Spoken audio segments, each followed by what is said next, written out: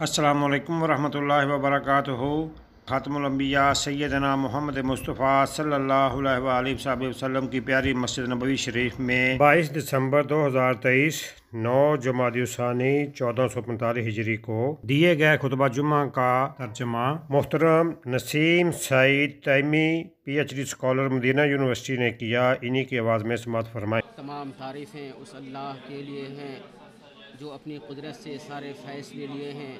اپنی حکمت سے تقدیریں لکھی ہیں اور ہر چیز اس کے ارادے اور مشیت سے ہی وقوع پذیر ہوتی ہے۔ وہی تمہارا پروردگار ہے، وہی ہر چیز کا خالق ہے، وہی ہر چیز پر قادر ہے، اپنے بندوں پر غالب ہے، وہی حکمت والا اور ہر چیز کی خبر رکھنے والا ہے۔ چنانچہ اسی کے لیے تمام تعریفیں ہیں، اسی سے ہم مدد مانگتے ہیں اور پناہ طلب کرتے ہیں، اسی پر ہم بھروسہ کرتے ہیں، اسی کی طرف ہم رجوع کرتے ہیں اور ہمیں اسی کی طرف لوٹ کر جانا ہے۔ میں گواہی دیتا ہوں کہ اللہ کے سوا کوئی سچا معبود نہیں، وہ تنہا ہے، اس کا کوئی شریک نہیں، اور میں گواہی دیتا ہوں کہ محمد صلی اللہ علیہ وسلم اس کے بندے اور امانت دار رسول ہیں،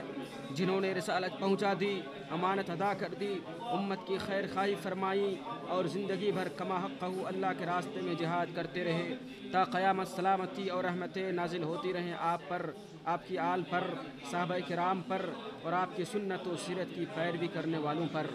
حمد و صلوات کے بعد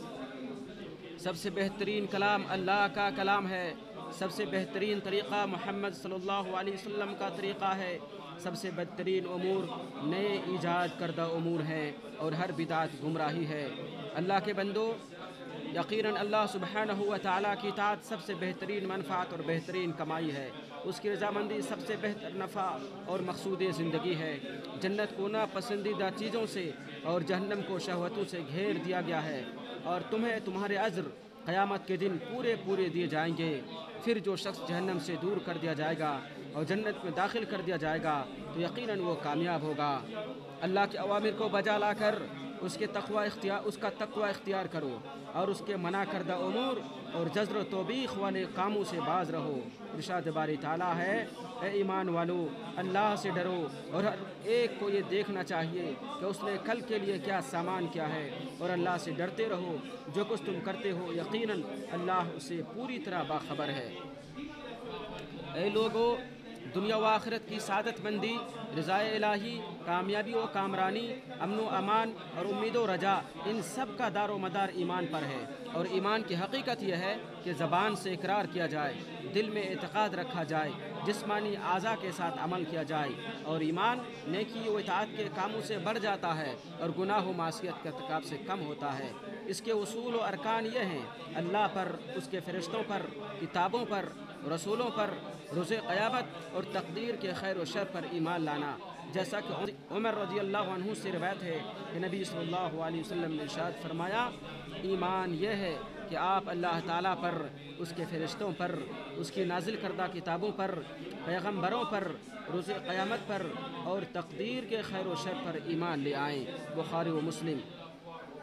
مسلمانوں، ارکان ایمان میں سے ایک رکن اور اسلامی عقائد کے اصولوں میں سے ایک اصول قضاء و قدر پر ایمان لانا ہے۔ ایک مسلمان کا ایمان اس وقت تک کامل نہیں ہو سکتا جب تک کہ وہ یہ نہ جان لے کہ ہر چیز اللہ کے فیصلے اور تقدیر کے عین مطابق ہی وقوع پذیر ہوتی ہے۔ ارشاد باری تعالیٰ ہے، بلا شبہ ہم نے ہر چیز کو ایک مقدار سے پیدا کیا ہے، اور فرمایا، اور اللہ کا حکم ایک طے شدہ فیصلہ ہوتا ہے۔ مزید فرمایا، یقیناً اللہ تعالیٰ ہر چیز پر قادر ہے۔ اور ایک مسلمان کا ایمان اس وقت تک مکمل نہیں ہو سکتا جب تک کہ وہ یہ نہ جان لے کہ جو اللہ چاہے گا وہی ہوگا اور جو نہ چاہے گا وہ نہیں ہو سکتا۔ اللہ کے ارادے، فیصلے اور قدرت سے باہر کوئی بھی چیز ظہور پذیر نہیں ہو سکتی۔ ارشاد باری تعالیٰ ہے، وہ جب کبھی کسی چیز کا ارادہ کرتا ہے اسے اتنا فرما دینا کافی ہے کہ ہو جا، تو وہ اسی وقت ہو جاتی ہے۔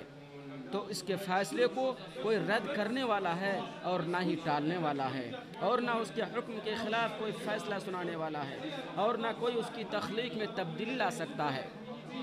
شر و فساد اور گناہوں سے بچنے کی طاقت اور خیر و نیکی کی طاقت محض اللہ کی توفیق اور مدد پر موقوف ہے۔ ارشاد باری تعالیٰ ہے، اور اگر اللہ تجھے کوئی تکلیف پہنچائے تو اس کے سوا اور کوئی دور کرنے والا نہیں، اور اگر تجھے کوئی بھلائی پہنچائے تو وہ ہر چیز پر قادر ہے۔ ایک مسلمان کا ایمان اس وقت تک کامل نہیں ہو سکتا جب تک کہ وہ یہ یقین نہ کر لے کہ جو چیز اسے ملی ہے اسے ملے بغیر نہیں رہنے والی تھی، اور جو اسے نہیں ملی وہ اسے ملنے والی بھی نہیں تھی۔ ارشاد باری تعالیٰ ہے، کہہ دو ہمیں ہرگز نہ پہنچے گا مگر وہی جو اللہ نے ہمارے لیے لکھ دیا ہے۔ اور ارشاد فرمایا، جو کوئی مصیبت زمین پر یا خود تم پر پڑتی ہے وہ اس سے پیشتر کہ ہم اسے پیدا کریں کتاب میں لکھی ہوئی ہوتی ہے، بے شک یہ اللہ کے نزدیک آسان بات ہے۔ مزید فرمایا، اللہ کے حکم کے بغیر کوئی مصیبت بھی نہیں آتی، اور جو اللہ پر ایمان رکھتا ہے وہ اس کے دل کو ہدایت دیتا ہے، اور اللہ ہر چیز کو جاننے والا ہے۔ اور جابر رضی اللہ عنہ سے روایت ہے، رسول اکرم صلی اللہ علیہ وسلم نے فرمایا، کوئی بندہ مومن نہیں ہو سکتا یہاں تک کہ اچھی اور بری تقدیر پر ایمان لے آئے، اور یہ یقین کر لے کہ جو کچھ اس سے لاحق ہوا ہے چوکنے والا نہ تھا، اور جو کچھ چوک گیا ہے اسے لاحق ہونے والا نہ تھا۔ اللہ کے بندو، اللہ نے مخلوقات کی تقدیر ان کی تخلیق سے قبل ہی لکھ دی ہے، جیسا اللہ بن عمرو بن عاص رضی اللہ عنہما سے روایت ہے، نبی اکرم صلی اللہ علیہ وسلم نے ارشاد فرمایا، اللہ نے زمین اور آسمان کی تخلیق سے پہلے ہی مخلوق کی تقدیر لکھ دی تھی۔ مستدرک الحاکم۔ اور ولید بن عبادہ کہتے ہیں، میں اپنے والد کے پاس اس وقت آیا جب وہ بیمار تھے، اور مجھے ان کی موت کا اندیشہ لاحق ہوا، تو میں نے ان سے کہا، اے ابو مجھے کوئی نصیحت خاص کیجیے۔ انہوں نے کہا، مجھے بیٹھاؤ۔ جب انہیں بیٹھایا گیا تو انہوں نے کہا، میرے بیٹے تم ایمان کا مزہ چکھ ہی نہیں سکتے، اور اللہ تعالیٰ کے بارے میں حقیقی معرفت اس وقت تک حاصل نہیں کر سکتے جب تک کہ تم تقدیر پر خواہ خیر ہو یا شر ہو ایمان نہ لاؤ۔ میں نے کہا، ابو جان مجھے تقدیر خیر و شر کا علم کیسے حاصل ہوگا؟ انہوں نے کہا، تم اس بات پر یقین رکھو کہ جو تم سے چھوٹ گیا وہ تمہیں ملنے والا ہی نہیں تھا، اور جو تمہیں ملا وہ تم سے کبھی چھوٹ نہیں سکتا تھا۔ بیٹے، میں نے رسول اللہ صلی اللہ علیہ وسلم کو یہ کہتے ہوئے سنا ہے، اللہ تعالیٰ نے سب سے پہلے قلم کو پیدا کیا اور اس سے کہا لکھو۔ جب اللہ نے اس کو حکم دیا تو اس نے لکھنا شروع کر دیا، یہاں تک کہ قیامت تک جو بھی پیش آنے والا ہے اس کو لکھ دیا۔ میرے بیٹے، اگر تمہاری موت اس حالت پر آئے کہ تمہارا ان چیزوں پر ایمان نہ ہو تو تم جہنم میں داخل ہوگے۔ مسند احمد۔ لوگوں، قضاء و قدر پر ایمان میں یہ بھی داخل ہے کہ آدمی یہ عقیدہ رکھے کہ قضاء و قدر کی کڑواہٹ و شیرینی اور خیر و شر اللہ رب العالمین کے ارادے، قدرت اور مشیت سے خارج نہیں ہے۔ قضاء و قدر کی شیرینی اور خیر و بھلائی اللہ کی تقدیر ہی سے متعین ہوتی ہے، نیز یہ اللہ رب العالمین کے فضل و کرم، انعام اور اس کے احسان و مہربانی کا نتیجہ ہے۔ اور قضاء و قدر کی کڑواہٹ یہ بھی اللہ کی تقدیر کے مطابق ہوتی ہے، اور اللہ اپنے بندوں میں جسے چاہتا ہے اسے اس میں مبتلا کرتا ہے۔ البتہ اطاعت و فرمانبرداری خیر و بھلائی کا سبب، اور معاصی و ذنوب کا ارتکاب شر و فساد کا موجب ہے، کیونکہ جزا و بدلہ ویسا ہی ملتا ہے جیسا عمل ہوتا ہے۔ ارشاد باری تعالیٰ ہے، اس کا سبب یہ ہے کہ اللہ ہرگز اس نعمت کو نہیں بدلتا جو اس نے کسی قوم کو دی تھی، جب تک وہ خود اپنے دلوں کی حالت نہ بدلیں، اور اس لیے کہ اللہ سننے والا جاننے والا ہے۔ اور فرمایا، اور تم پر جو مصیبت آتی ہے تو وہ تمہارے ہی ہاتھوں کے کیے ہوئے کاموں سے آتی ہے، اور وہ بہت سے گناہ معاف کر دیتا ہے، اور تمہارا پروردگار کسی پر ظلم نہیں کرتا۔ بندہ اطاعت و فرمانبرداری کا کام اللہ رب العالمین ہی کی توفیق سے انجام دیتا ہے، جبکہ معصیت و نافرمانی کا کام اللہ کی طرف سے اسے چھوڑ دینے کا نتیجہ ہوتا ہے۔ اور سعادت مند وہی ہوتا ہے جس کے لیے سعادت مندی و خوشبختی پہلے ہی مقدر ہو چکی ہے، اور بدبخت وہ ہے جس کے لیے بدبختی پہلے ہی مقدر ہو چکی ہے۔ ابن مسعود رضی اللہ عنہ سے روایت ہے، وہ کہتے ہیں کہ رسول اللہ صلی اللہ علیہ وسلم نے ہم سے خطاب فرمایا، جو صادق و مصدوق ہیں کہ انسان کا نطفہ ماں کے پیٹ میں 40 دن یا 40 رات تک جمع رہتا ہے، پھر وہ خون کی پھٹکی بن جاتا ہے، پھر وہ گوشت کا لوتھڑا ہو جاتا ہے، پھر اس کے بعد فرشتہ بھیجا جاتا ہے اور اسے 4 چیزوں کا حکم ہوتا ہے، چنانچہ وہ اس کی روزی، اس کی موت، اس کا عمل اور یہ کہ وہ بدبخت ہے یا نیک بخت یہ سب لکھ لیتا ہے۔ پھر اس میں روح پھونکتا ہے اور تم میں سے ایک شخص جنت والوں کے سے عمل کرتا ہے، اور جب اس کے اور جنت کے درمیان صرف ایک ہاتھ کا فرق رہ جاتا ہے تو اس کی تقدیر غالب آ جاتی ہے اور وہ دوزخ والوں کے عمل کرنے لگتا ہے اور دوزخ میں داخل ہو جاتا ہے۔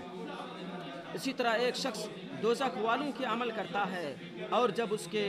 اور دوزخ کے درمیان صرف ایک بالشت کا فاصلہ رہ جاتا ہے تو تقدیر غالب آتی ہے اور جنت والوں کے کام کرنے لگتا ہے، پھر جنت میں داخل ہو جاتا ہے۔ بخاری و مسلم۔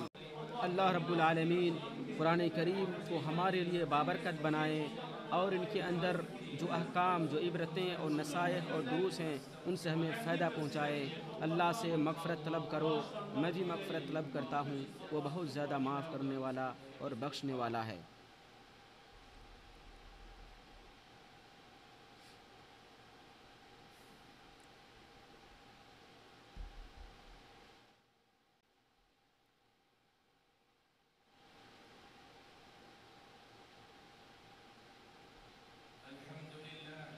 تمام تعریفیں اللہ رب العالمین کے لیے ہیں۔ ہاں، تمام تعریفیں اس اللہ رب العالمین کے لیے ہیں جس کی قدرت غیر معمولی ہے،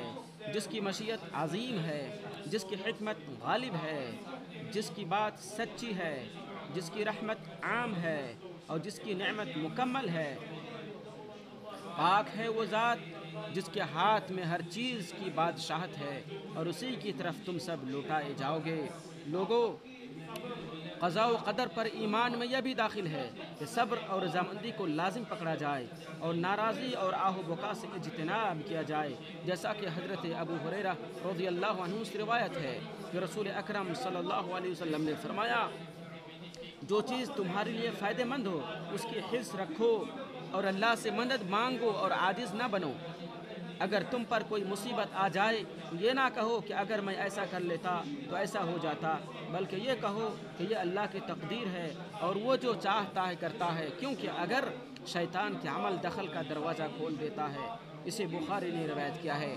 جو اپنی تقدیر سے راضی ہو گیا تو اس کے لیے رضا و خوشی ہے، اور جو ناراض ہو گیا تو اس کے لیے ناراضگی ہے، اور وہ اللہ تعالیٰ کو ہرگز کچھ بھی نقصان نہیں پہنچا سکتا۔ اللہ کے بندو، جو شخص اللہ تعالیٰ کے نور اور مومن کی بصیرت سے دیکھے گا تو ہر پریشانی جو اس کو لاحق ہوگی اس میں اسے خیر کا پہلو نظر آئے گا، جیسا کہ اللہ تعالیٰ کا ارشاد ہے، اور ہو سکتا ہے کہ تم ایک چیز کو ناپسند کرو اور وہ تمہارے لیے بہتر ہو، اور یہ بھی ہو سکتا ہے کہ تم ایک چیز کو پسند کرو اور وہ تمہارے لیے بری ہو۔ اللہ جانتا ہے اور تم نہیں جانتے۔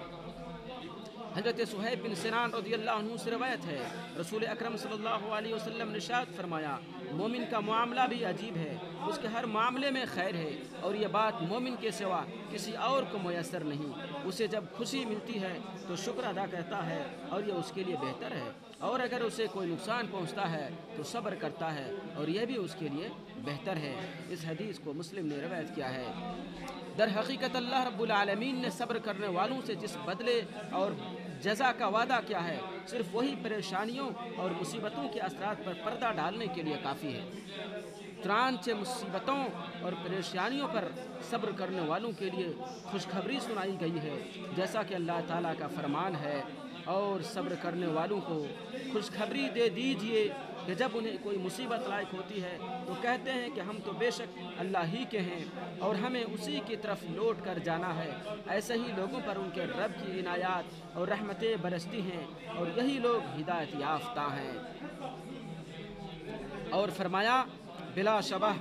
صبر کرنے والوں کو ان کے صبر کا اجر بلا حساب دیا جائے گا۔ اللہ کے بندو،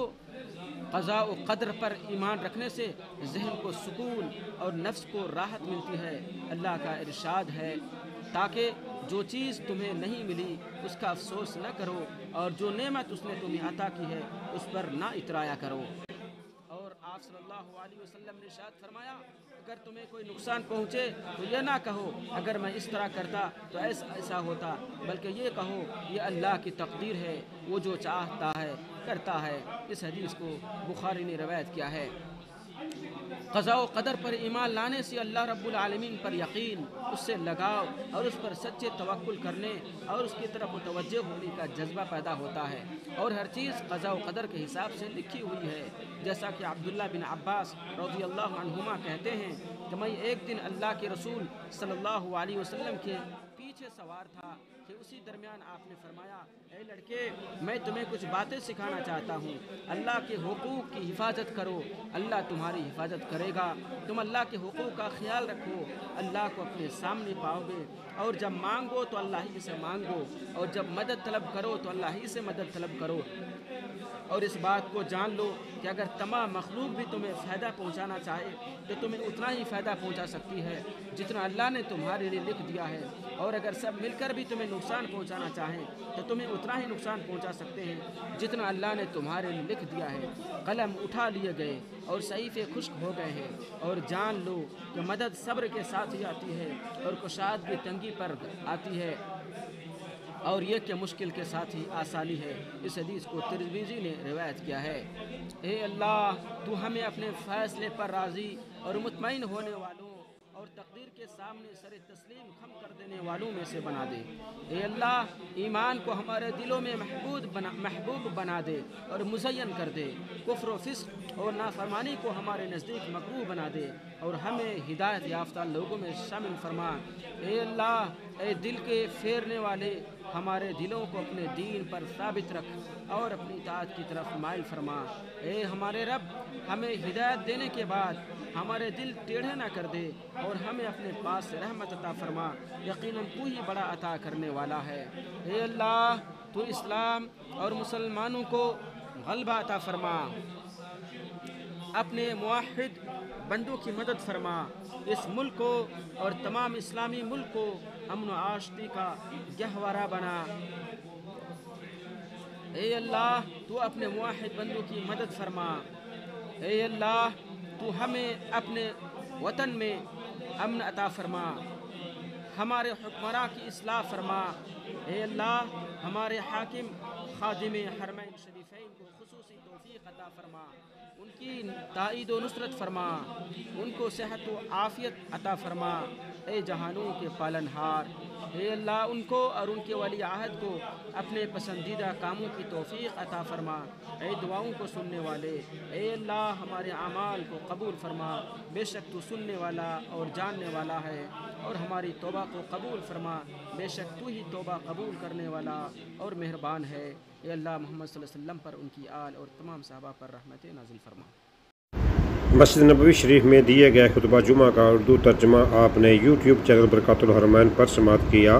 قرآن سمجھے، قرآن سمجھنے کی دعوت دے، دنیا و آخرت کی کامیابی اور بہتری قرآن سمجھنے میں ہے، لہذا سب کوشش کر کے قرآن کو سمجھیں اور اس کے مطابق عمل کریں تاکہ اللہ تبارک و تعالی ہم سب کی دنیا و آخرت اچھی کر دے۔